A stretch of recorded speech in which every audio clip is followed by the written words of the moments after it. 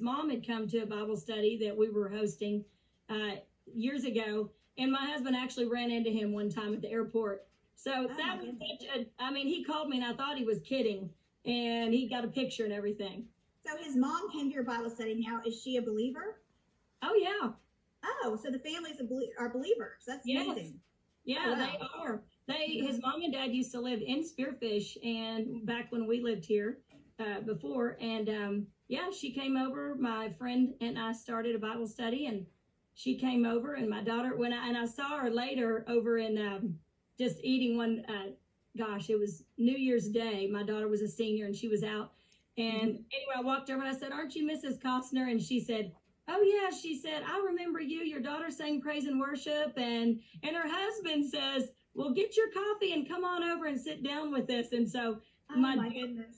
My joke is I had breakfast with the Costners, but not really, but sort of. Well, God brings everybody together. When you find out someone's a believer, it's like, okay, we have something in common. And so you feel more safe too about the rapport and about what kind of communication you're going to have. And it's just a safety. If I meet somebody and they say, "Oh, I'm a believer," I will open up more to them than somebody that's a non-believer, only because I have that safety and security that God will protect the conversation in many ways.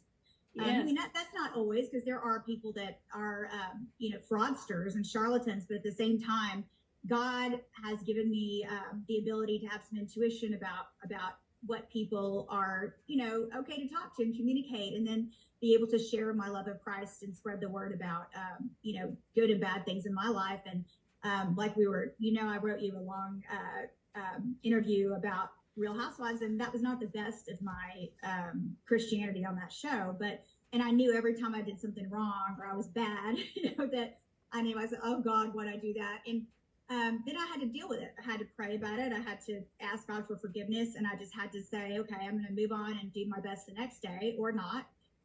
It's a long process, 5 years on that show, and it's very difficult. And it's very difficult if you are a believer. And I think the fame aspect is really hard too, because fame and ego are the worst killers of a lot of Christians in general, and people's humility goes out the window,